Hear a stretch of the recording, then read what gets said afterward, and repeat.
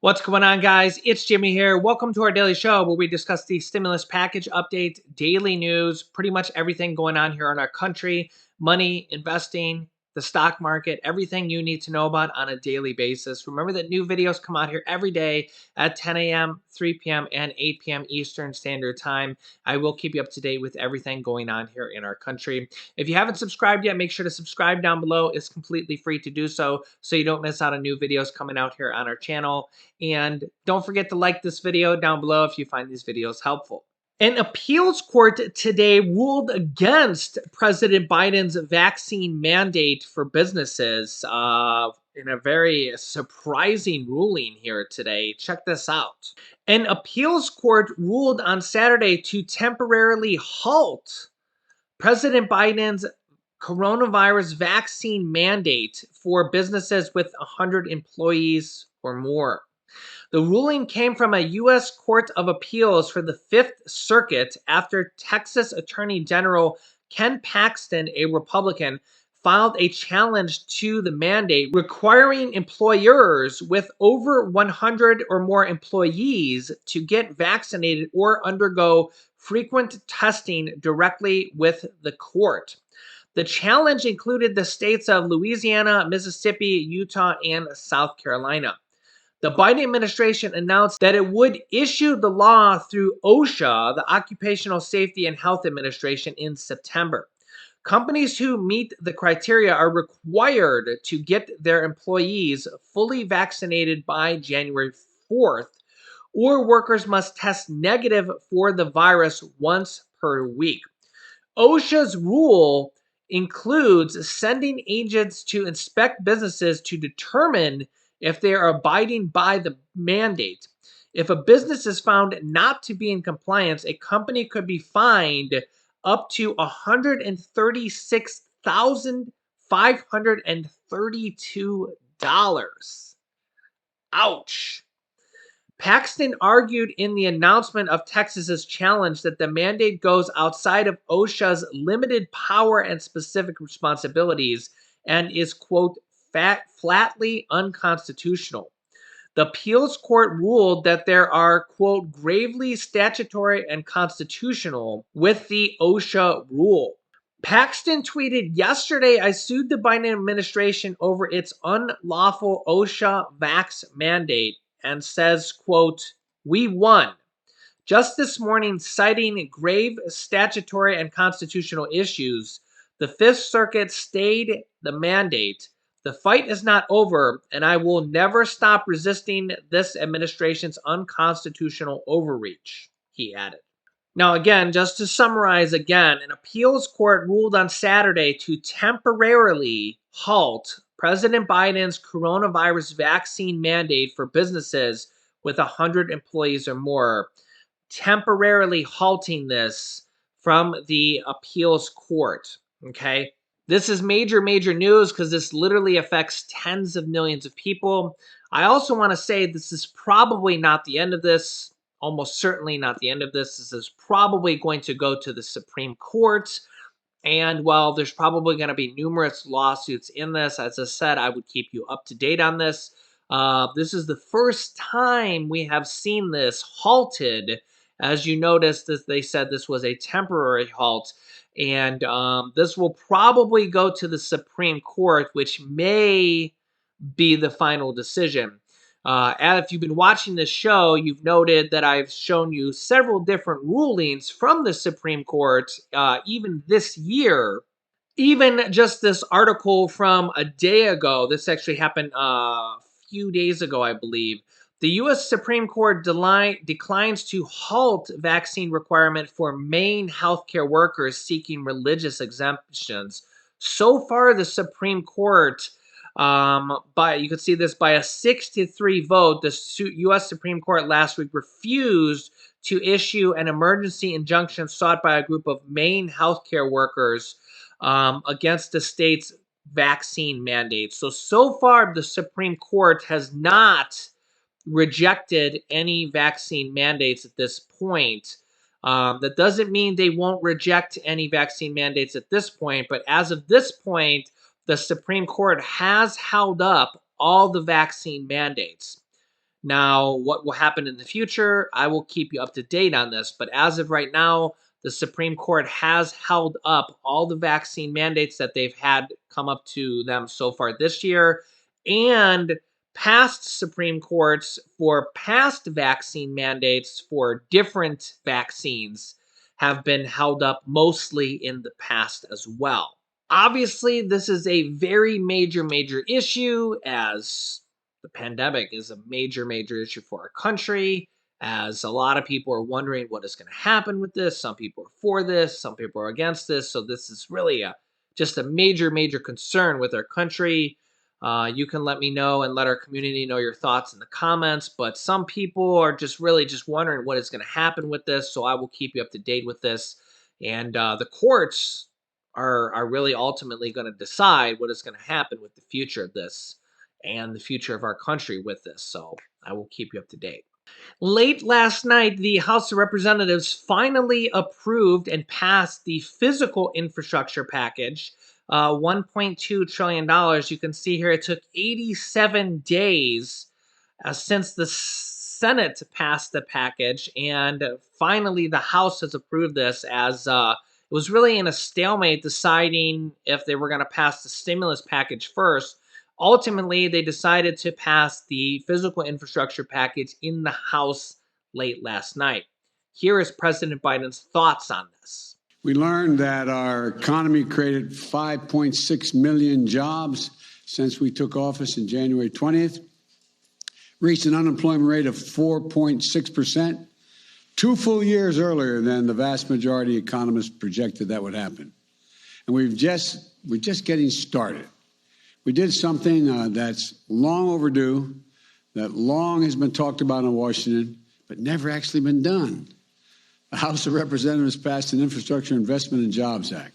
That's a fancy way of saying a bipartisan infrastructure bill, a once-in-a-generation investment that's going to create millions of jobs, modernize our infrastructure, our roads, our bridges, our broadband, a whole range of things, to turn the climate crisis into an opportunity. And it puts us on a path to win the economic competition of the 21st century that we face with China and other large countries and the rest of the world.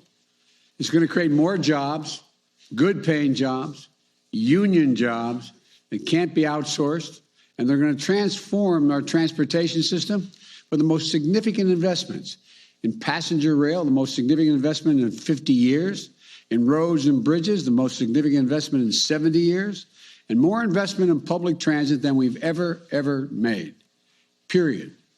It's going to modernize our ports and our airports. I'm going to be going to some of our ports next week, and to freight rail, increasing that as a reason. I mean, look, we have bottlenecks across the country. We're doing so much with this legislation. It's going to make it easier for companies to get goods to market more quickly and reduce supply chains, bottlenecks, and now, and for decades to come. You know, and according to economists, this is going to be ease inflationary pressure, not increase it, ease inflationary pressures by lowering costs for working families.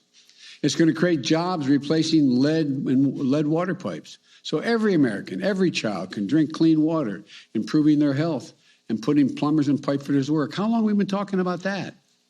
It's a gigantic issue. Jobs, making high-speed internet affordable and available everywhere in America. And you heard me say this before, but I apologize for repeating myself, but no parent should have to sit in the parking lot of a fast food restaurant so their child can do their homework because they have no internet connection except to go off of what's going on and with that internet connection from the fast food restaurant. This is going to make significant historic strides to take on the climate crisis.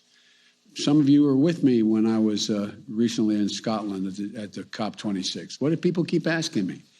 Are you going to fund this? Are you going to fund it? Are you really going to do what you're saying? Well, this gets along a big step along the way of doing it. We're going to build out the first ever national network of charging stations all across the country, over 500,000 of them, so that you can make a real, and auto companies are made a commitment that we're going to make 50% of vehicles electric by 2030. So you'll be able to go across the whole darn country, from East Coast to West Coast. Just like you can stop at gas stations now. These charging stations will be available. It'll get America off the sidelines on manufacturing of solar panels, wind turbines, battery storage, energy and power for electric vehicles, from school buses to automobiles. And it will reward companies for paying good wages and for getting materials for their products from right here in America. And America exporting and providing the rest of the world with these technologies that are generated here in the United States as we go green around the world. It also makes historic investments in environmental cleanup and remediation. It builds up our resilience against superstorms and droughts and wildfires, hurricanes. You know, you've heard me say it again. I apologize for repeating myself, but $99 billion in losses last year because of climate crises. Not in America. $99 billion it cost the taxpayers of America. It represents a blinking red code out there for our nation. So yeah, as you can see, President Biden talking about a lot of different things. My wife's cutting an onion in the other room. The other day, she was cutting a poblano, which is a kind of look how red my face is getting. Just kind of laughing about this. The other day, she was cutting a poblano, which is kind of type of a jalapeno. Um, while I was filming, this is totally making me blush, making me laugh. And come over here and just kind of. I know she's not going to want to be on camera right now because she's not. Tell them what happened. It was a real juicy poblano, and when I cut it, it decided to squirt me in the eye with the poblano juice, and he was filming, and I had to hold back myself from going, ah! Poblano juice in my eye! So she cut this spicy pepper poblano while I was filming, Yeah. and it squirted her in the eye. Yeah, that was a good time. By the way, I've seen a bunch of people comment saying happy birthday to my wife. Her birthday's in 5 days on November 11th. So thank you so much, but a little bit early. But her birthday's in 5 days. So thank you so much. I know we got a little bit sidetracked there, but so she's cutting peppers right now. But yeah, a little bit funny, a little bit sidetracked there. But yeah, so we'll let you know if she cuts another pepper in her eyes. Kind of made my eye water just even thinking about that yet again. So yeah, they got a political victory, victory for Republicans and Democrats. This was a bipartisan victory. This is going to create millions of jobs over the next 8 to 10 years. Billions of dollars will go to all 50 states, and this is going to be a very good thing for physical infrastructure. They've been trying to pass a physical infrastructure bill for years. Both Republicans and Democrats have been trying to pass this. Remember, they've passed 3 stimulus packages here over the course of the last 18 months or so, but they've been trying to pass a physical infrastructure package for years and haven't been able to get it done. Finally have been able to get it done. So yeah, when we look at this recent article and when we rank where we rank the United States on infrastructure compared to other countries here, when we look at other first world countries and where we rank on infrastructure, you can see here the top 5: Japan, Spain, Germany, France, Austria, United Kingdom, and here is the United States in 13th on infrastructure. So yeah, you can see here that we are ranked 13th in infrastructure. So yeah, not exactly the greatest. Yeah, and when we look at the amount that we spend on infrastructure based on our GDP, we are way down here at 0.52%.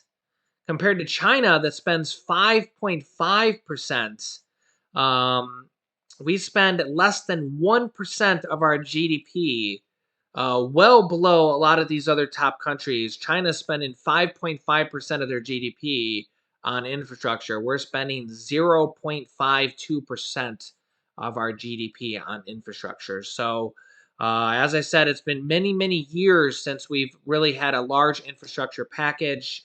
And both Republicans and Democrats have wanted to do this for a while. So this will hopefully help us catch up with the rest of the world or at least partially. This bill is also called the American Jobs Plan because it's going to create millions of jobs over the course of the next 8 to 10 years, which is also going to directly help people. And a lot of these jobs are going to be high paying jobs. I believe the president said jobs that are going to be 40 to $50 because a lot of these jobs are directly related to infrastructure. A lot of these jobs are going to be physical jobs. A lot of these jobs are going to be jobs that have to do with architecture, jobs that are going to be desk jobs, computer jobs, dealing with all this stuff, and jobs in all 50 states dealing with this stuff, billions and billions of dollars for each state. So this will really help our economy bring this type of stuff up. Also, it's kind of good because now they can focus on the stimulus package in a way. I guess it depends on how you look at it. But number one, they don't need to focus on the physical infrastructure package at all. It's out of the way. There's only the stimulus package to consider now. On the other hand, I guess if you're a pessimist, depends on how you look at it. If you look at it as an optimist, they can focus on the stimulus package now. If you're a pessimist, you can say, the glass is not half full. They don't have the leverage to work on to hold it over Joe Manchin or the moderates. On the other hand, if you look at it as an optimist that the glass is half full, they did that test vote last night where basically after the physical infrastructure package passed, they did a test vote to see how would everybody in the House vote once the Congressional Budget Office scoring comes back. So I had a lot of questions saying, why don't they just vote on the stimulus package now? Which is a fair question.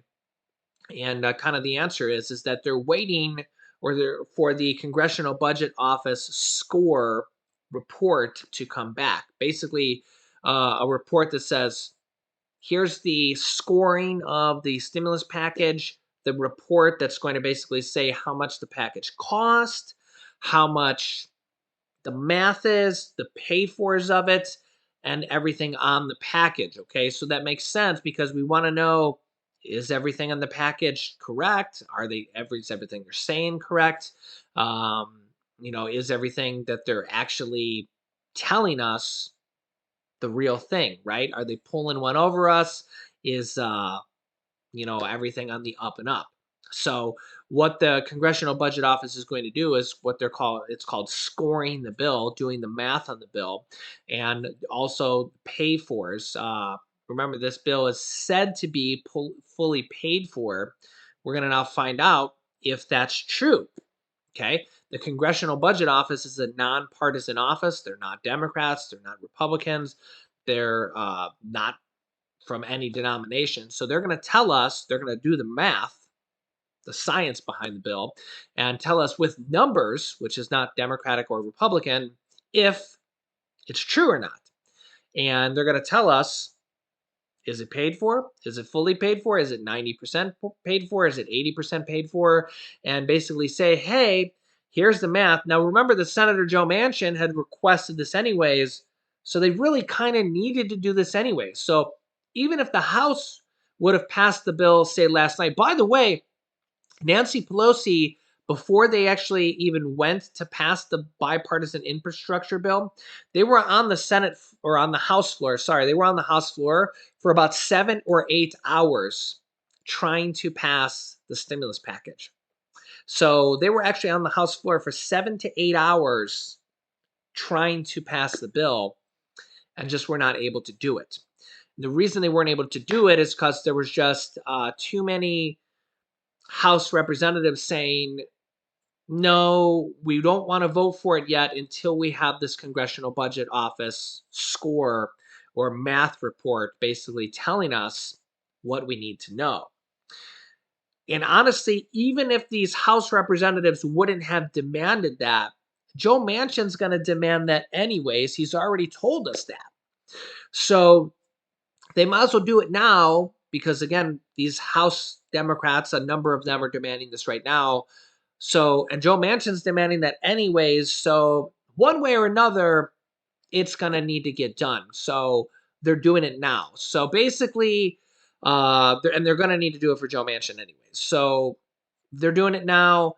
It's going to tell us and tell everybody, tell them tell Joe Manchin, tell everybody how much it's going to be, if it's paid for 100% and everything like that. Okay. So also remember that when the House passes it, it then needs to go to the Senate. And Senate Majority Leader Chuck Schumer says that they're going to try to pass it immediately right after the House passes it. So the good news is that they did this test vote right after the House passed the. So basically, what happened is the House tried to pass it for 7, 8 hours. They couldn't. Then they basically said, okay, let's try to pass the physical infrastructure package. And they kind of went through some negotiations there. And the Progressive Caucus basically said, okay, let's just pass it. This bill's been sitting around for over 3 months. They did some negotiations on that. They basically got the moderate Democrats' word on paper that they would vote for it as long as the Congressional Budget Office came back and everything was on the up and up, that they would vote for it, okay, in the House moderates, okay? So they got an agreement that said that they would pass it in the House, and that agreement was enough for Pramila Jayapal and the House progressives to say, okay, we'll pass the bipartisan physical infrastructure package. So then that kind of change of uh, strategy per se was enough to let the progressive Democrats say, okay, we'll pass it because we have this agreement now in writing, and then they passed it. Then they voted on a test vote to advance, is what they're calling it, the stimulus package. And basically, um, got everybody's word or test vote on how they're going to vote on the stimulus package once the Congressional Budget Office comes back with the vote in the House. So basically, all the Democrats voted for it. So it's basically ready to pass in the House. So as soon as that Congressional Budget Office report comes back, if it comes back the way they're expecting it to, it's ready to pass in the House. So it's basically a done deal if everything comes back as expected and is just waiting to be passed. So then it'll go over to the Senate and we'll have to see what happens there because, well, Joe Manchin and Kirsten Sinema, well, that's another deal. So I will keep you up to date here with everything. Remember, new videos come out every day at 10 a.m., 3 p.m., and 8 p.m. Eastern Standard Time. It's like a real life drama unfolding here before your eyes, and I'll be here to be your host. Remember that I don't really have any control over anything going on. I'm just here reporting to you what they're doing. So I'm not a Democrat or a Republican. I have no say over what they're doing at all. I'm just here reporting to you guys what they're doing. So it's just kind of my disclaimer for the day. So neither way, I'll let you know what they're doing here on a daily basis. So make sure to subscribe down below. It's completely free to do so, and I will keep you up to date. You can click here to watch my newest stimulus package video next. And this video is you can get rent assistance from the newest stimulus package. You can get up to 3 months to 12 months of your rent paid, and it's available in all 50 states. So click on one of those videos next. Thanks, guys, and I will see you in the next video.